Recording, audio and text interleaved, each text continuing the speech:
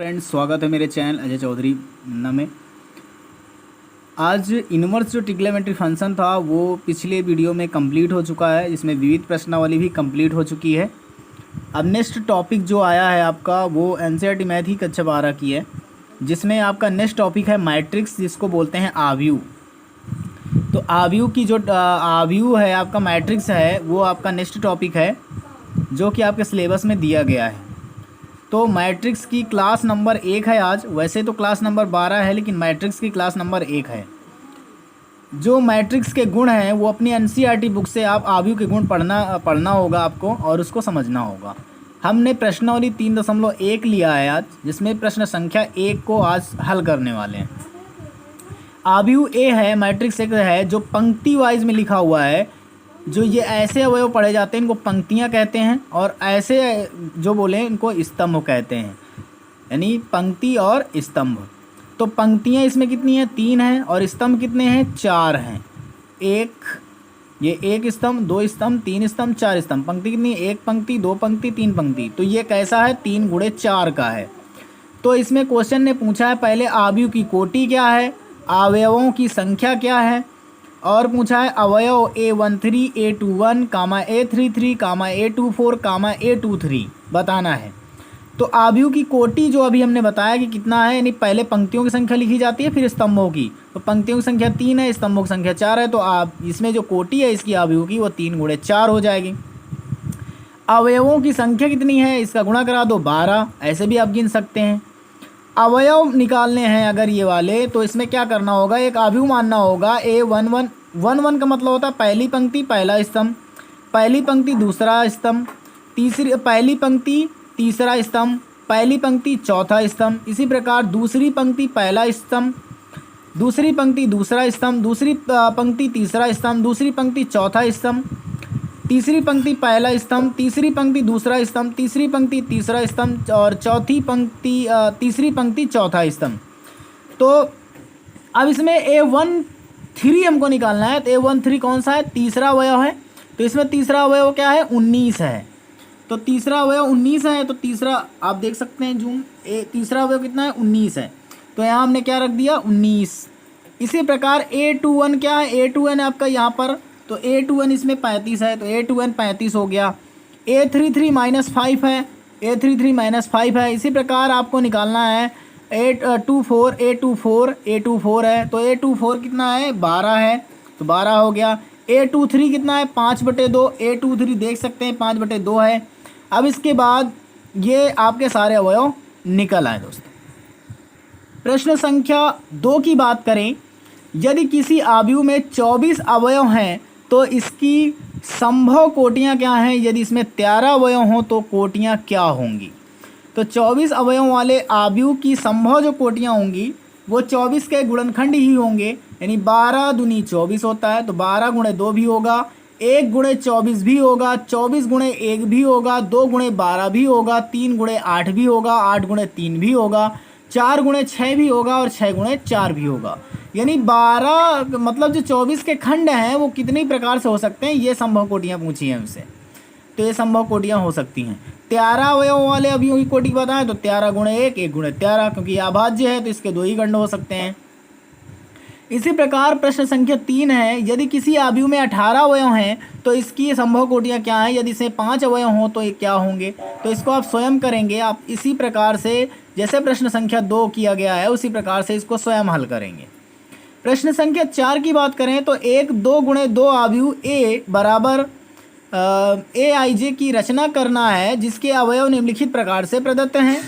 पहला है AIJ I + J upon 2, I + J का स्क्वायर अपॉन 2। दूसरा है AIJ = I/J। तीसरा है AIJ बराबर I + 2J का स्क्वायर अपॉन 2। अब यहाँ पर दिया गया है AIJ बराबर I + J का स्क्वायर अपॉन 2। तो सबसे पहले करना क्या है कि आपको I बराबर 2 मानना है, नहीं 2 गुणे 2 का बनाना है ना। तो A11 A12 A21 A22 दे 2 गुणे 2 का है, तो I बराबर 1 J बराबर 1 इसमें रखेंगे तो आपका आ जाएगा 2 हो जाएगा, 2 का स्क्वायर 4, 2 से भाग करेंगे 2 आ जाएगा। अब इसके बाद A12 I बराबर 1 और J बराबर 2 मानेंगे, इसमें रखेंगे तो ये आपका आ जाएगा 1 + 2 3, 3 का स्क्वायर 9, 9/2। इसी प्रकार आप A21 निकालेंगे तो I बराबर 2 और J बराबर 1 रखेंगे तो ये 9/2 आ जाएगा। फिर इसके बाद I बराबर 2, J बराबर 2 रखेंगे तो आपका आ जाएगा 8, ये 16 होगा और 16 को 2 से भाग करेंगे तो 8 आएगा। तो जो आप 2 × 2 के आव्यूह होंगे 2, 9/2, 9/2 8 होगा। यही आपका क्या होगा, आंसर होगा, 2 × 2 की रचना होगी। तो आप इस सोल्यूशन को देख सकते हैं कैसे किया गया है कि ये 2 × 2 के एक आव्यूह माना गया है और इसमें I J की जगह पर क्या रखा गया है, ये जो दिए गए हैं पंक्ति और स्तंभ के जो नंबर हैं इनको रखे गए हैं। उसी प्रकार आपको सेकंड वाले और थर्ड वाले को करना है, वैसे ही आपको इन दोनों को स्वयं से करना है फ्रेंड्स। ठीक है दोस्तों, अब चलते हैं नेक्स्ट क्वेश्चन में। प्रश्न संख्या 5 में आए। प्रश्न संख्या 5 की बात करें तो एक 3 × 4 आव्यूह की रचना करनी है। 3 × 4 आव्यूह की रचना करनी है जिसके अवयव निम्नलिखित प्रकार से प्राप्त होते हैं। यह प्राप्त होता है AIJ बराबर है 1/2 mod of -3i + j mod of close. Second number है AIJ बराबर 2i - j। तो हमने एक मान लिया कि ये एक अवयव है 3 × 3 का, जिसमें हमने पंक्ति और स्तंभ डिनोट कर दिए हैं नंबर वाइज। तो 3 × 4 का है, तो 3 × 4 का बनाना भी है, तो हमने मान लिया है कि 3 × 4 का ऐसा है क्योंकि 3 पंक्तियाँ होंगी 4 स्तंभ होंगे। तो 1/2 - 3, सबसे पहले AI की जगह 1 रखेंगे, J की जगह भी 1 रखेंगे तो ये आएगा 3 एकम 3, जैसे एक प्लस होगा तो -2 बचेगा। -2 जब माड के बाहर आएगा तो प्लस का 2 हो जाएगा, 2 से 2 कट जाएगा तो 1 बचेगा। इसी प्रकार A12 निकालेंगे, इसी प्रकार A13 निकालेंगे, A14 निकालेंगे, A21 निकालेंगे, A22 निकालेंगे, A23 निकालेंगे, A24 और A31 और A32, A33, A34। इसी प्रकार सारे अवयव निकालेंगे तो हमारे ये सारे मान आपको प्राप्त हो जाएंगे। आप ये ध्यान रखना कि अगर माड की वैल्यू अंदर माइनस की है तो माड के बाहर आने पर वो प्लस हो जाएगी। तो हमने ये सारे अवयव आपको दिखाए हैं कि सारे अवयव ऐसे निकालने हैं आपको। ये सारे अवयव आप निकाल सकते हैं फ्रेंड्स, ठीक है ना। और अगर आपको देखना है तो वीडियो पॉज करिए और इसको समझिए। देखिए, आपको ऐसे ही सारे अवयव निकाल लेने हैं। सारे अवयव निकाल लोगे तो इसके बाद हम आगे सारे अवयव निकालने के बाद 3 × 4 क्रम का आव्यूह बन जाएगा, जो कि आएगा 1, 1/2, 0, 1/2, 5/2, 2, 3/2, 1, 4, 7/2, 3, 5/2। ये आपका होगा 3 × 4 के क्रम का आव्यूह का आंसर। इसी प्रकार अब ये AIJ बराबर 2i - j को स्वयं करेंगे। ठीक है दोस्तों, अब इसके बाद प्रश्न संख्या 6 है, निम्नलिखित समीकरणों से x, y तथा z के मान ज्ञात कीजिए। तो आपको हम बता दें कि जब x, y, z के मान निकाले जा सकते हैं, जब दो आव्यूह बराबर रखे जा सकते हैं, इक्वल रखे जा सकते हैं, जब दोनों की कोटियां समान हों। अगर ये 2 × 2 का है तो ये भी 2 × 2 का होना चाहिए, ये 3 × 3 का है तो ये भी 3 × 3 का होना चाहिए, ये 2 × 4 का है तो वो भी 2 × 4 का होना चाहिए। यानी अगर कोटियां समान नहीं है तो आप उन दोनों आव्यूहों को समान नहीं रख सकते, तुलना नहीं कर सकते। अगर उनकी कोटियां समान है तो आप उनको बराबर रख सकते हैं फ्रेंड्स।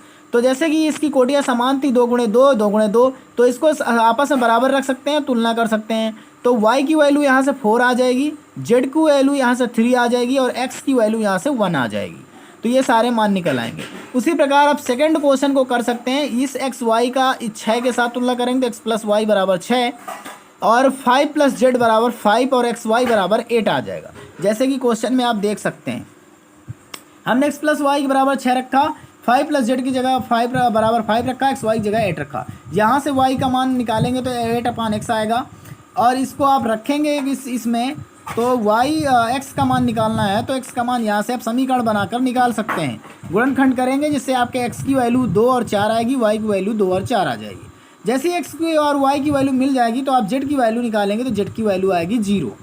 ठीक है फ्रेंड्स, अब चलते हैं नेक्स्ट क्वेश्चन। प्रश्न संख्या 7 है फ्रेंड्स। समीकरण जो दिया गया इसमें a - b और 2a + c 2a - b 3c + d, इसकी भी तुलना हो सकती है फ्रेंड्स। जब तुलना कराएंगे तो a - b बराबर -1, 2a + c बराबर 5, 2a - b बराबर 0, 3c + d = 13। समीकरण 1, 2, 3, 4 मान लेंगे। अब इसमें क्या करेंगे कि समीकरण 3 से 2a - b बराबर 0 जो है वहाँ से 2a का मान निकालेंगे तो b के बराबर आएगा। अब 2a बराबर b आएगा तो आपका जो पता है कि b की जगह पर आप 2a रख सकते हैं समीकरण 1 में। तो a - 2a = -1, तो यहाँ से घटेगा तो -a बचेगा तो a बराबर 1 आ जाएगा फ्रेंड्स। जब a बराबर 1 आ जाएगा तो आप यहाँ पर रख के a बराबर 1 c का मान निकाल सकते हैं। तो c का मान आ जाएगा आपका कितना 3। अब इसके बाद देखेंगे कि c का मान 3 आया है तो यहाँ से आप d का मान निकाल सकते हैं। d का मान आ जाएगा 4, d का मान 4 आ जाएगा क्योंकि यहाँ पर 3 रखेंगे प्लस d तो 13। अब 13 इसमें घटाएंगे तो d की वैल्यू आ जाएगी। क्या हुआ कि d की वैल्यू जो 4 आ गई तो a और c d के मान निकाले थे। a का मान 1 आ गया, c का मान 3 आ गया, d का मान 4 आ गया। अब प्रश्न संख्या 8 की बात करें तो इसमें एक aij इक्वल है m गुणे n एक वर्ग आव्यूह है यदि। तो 4 विकल्प दिए गए हैं, m is less than n, m is greater than n, m बराबर n, इनमें से कोई नहीं। तो हम आपको आपके नॉलेज के लिए बता दें कि वर्ग आव्यूह वह होता है जिसमें पंक्तियों और स्तंभों की संख्या बराबर होती है। तो हम m को पंक्ति और n को स्तंभ मान लेंगे। तो पंक्तियों और स्तंभों की संख्या जब बराबर होगी तभी हम कह सकते हैं कि एक वर्ग आव्यूह है। आपने प्रॉपर्टी पढ़ी होगी। तो m बराबर n होगा क्योंकि ये पंक्तियों की संख्या स्तंभों की संख्या बराबर होनी चाहिए। ठीक है, तो आपकी नोट यहाँ पर आप पढ़ सकते हैं कि वर्ग मैट्रिक्स वह मैट्रिक्स होता है जिसमें पंक्तियों की संख्या स्तंभों की संख्या के बराबर होती है, इसलिए m इज इक्वल n होगा फ्रेंड्स। ठीक है फ्रेंड्स, प्रश्न संख्या 9 की बात करें तो इसमें भी आप तुलना करा के इसको आप कर सकते हैं समीकरण बनाकर। तो आप स्वयं विद्यार्थी इसको करेगा तो स्वयं विद्यार्थी इसको कर सकता है, कोई कठिन सवाल नहीं है, पिछले सवाल जैसा ही है। प्रश्न संख्या 10 की बात करें तो इसमें कह रहा था कि ऐसे 0 और 1 की कितनी प्रविष्टियाँ होंगी तो कि 3 गुणे 3 की 0 और 1 की बनने वाली प्रविष्टियाँ कितनी होंगी। तो आपको पता है 3 गुणे 3 के 2 अवयव हैं तो 3 त्रिकोण 9, यानी आपके जो 2 अवयव के होंगे और 2 की पावर 9 होगा, यानी 2 की पावर 9 ही प्रविष्टियाँ बन सकती हैं। तो इसका जब मान निकालेंगे तो 512 आएगा, यानी 512 प्रविष्टियाँ ऐसी बन सकती हैं। ठीक है दोस्तों, अगर वीडियो अच्छी लगी हो तो वीडियो को लाइक कीजिए एंड शेयर कीजिए तथा चैनल को सब्सक्राइब कीजिए और दोस्तों के साथ वीडियो को शेयर करना ना भूलें ताकि हम आपके लिए इसी तरह के अच्छे वीडियो लाते रहें। पहला इसमें जो पहली एक्सरसाइज थी मैट्रिक्स की वो इसमें कंप्लीट हो गई है। जो भी अगर किसी क्वेश्चन में डाउट रहता है तो आप हमें कमेंट कर सकते हैं वीडियो के नीचे, हम उस कमेंट का जवाब देंगे और उस क्वेश्चन का भी जवाब देंगे जो क्वेश्चन आप हमसे कमेंट पे पूछेंगे। अगर आपको फिर भी कोई डाउट रहता है तो आप हमें व्हाट्सअप कर सकते हैं 9696 094 308 पर, जिसमें आपके सारे डाउट क्लियर कर दिए जाएंगे। एक संडे को एक स्पेशल सेशन रखा जाएगा जिसमें आपके सारे डाउट लिए जाएंगे और क्लियर किए जाएंगे।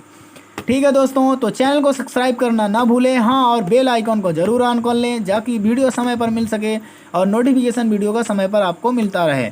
तो मिलते हैं एक नेक्स्ट वीडियो में और नई एक्सरसाइज के साथ, तब तक के लिए धन्यवाद।